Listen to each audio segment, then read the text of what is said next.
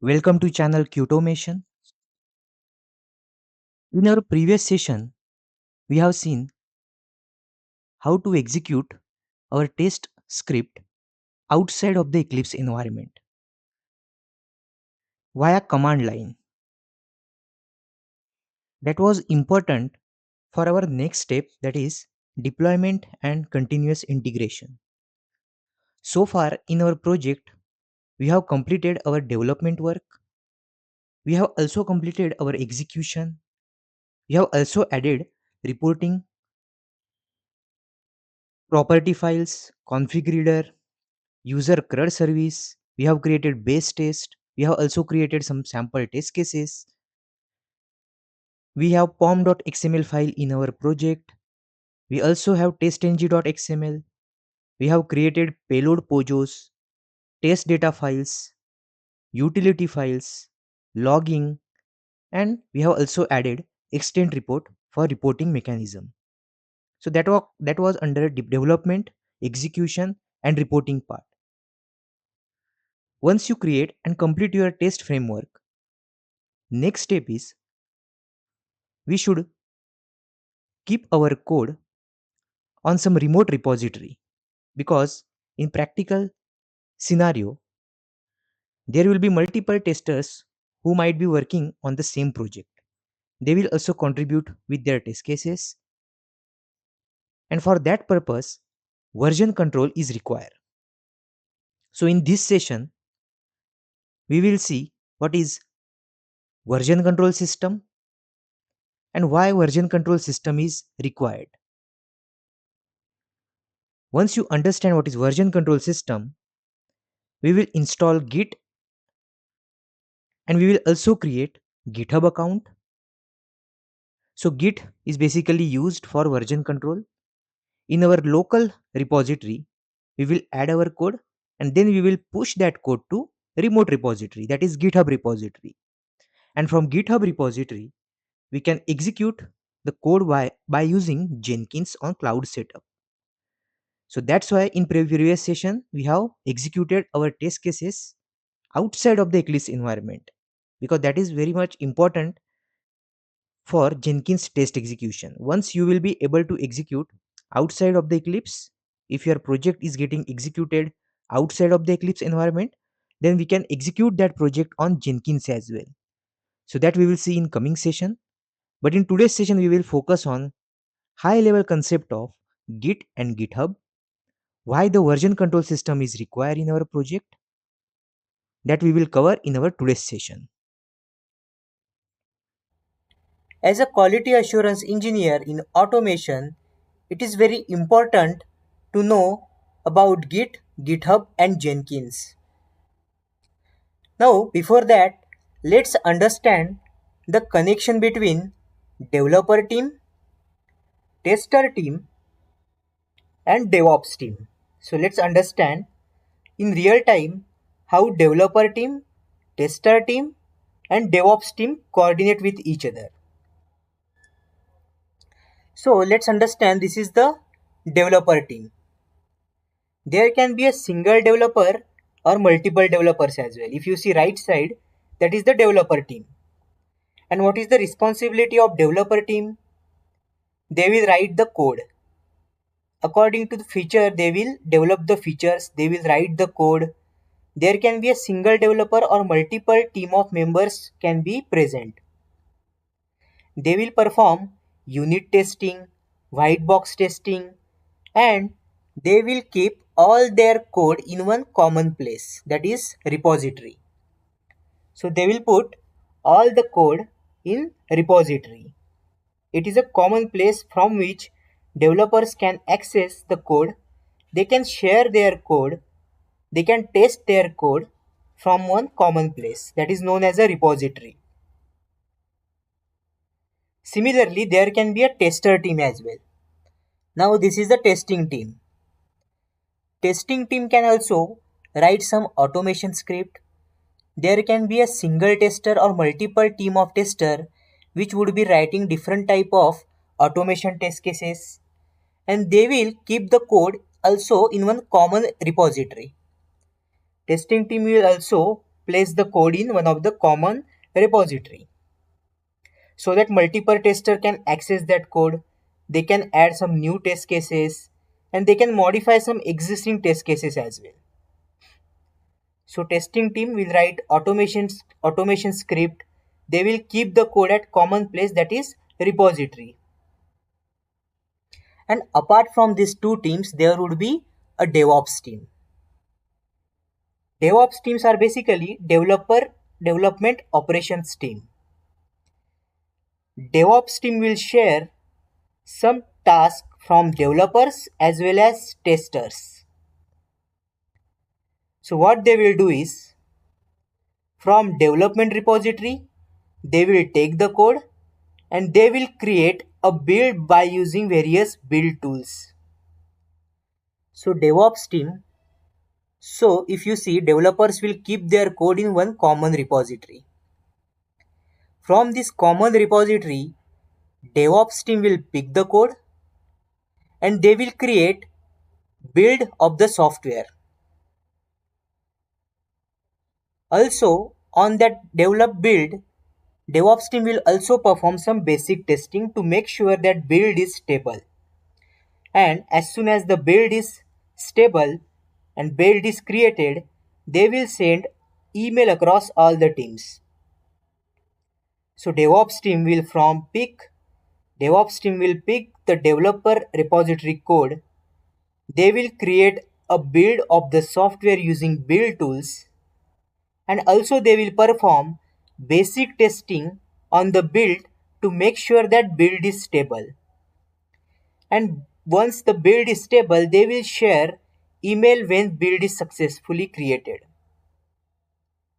And QA team can also get that build to perform manual and automation testing. So QA team will get that build and they will perform some manual testing or automation testing on that build which is successful. DevOps is basically process automation. So creation of build, taking the developer repository code, taking some testing repository code to perform the basic test cases, all these processes are automated from DevOps side. DevOps is basically process automation. So each and every process in DevOps is basically automated. For example, picking up test cases, creating build, even execution of test cases is also automated. Version control is very useful to maintain the state of code. So in this system, Git and GitHub becomes very important. So Git is a local repository. So whoever writes the code, whether it is a tester or it is a developer, everyone will have Git installed in their local system. So Git is basically a local repository. So everyone in the team will have Git on his local machine, and whatever code is written, it need to commit in that Git repository with the help of that individual. So every individual, whether it is from testing team or development team, will have Git in their local system, and whatever code they are writing, they will commit that code in Git repository, that is local repository.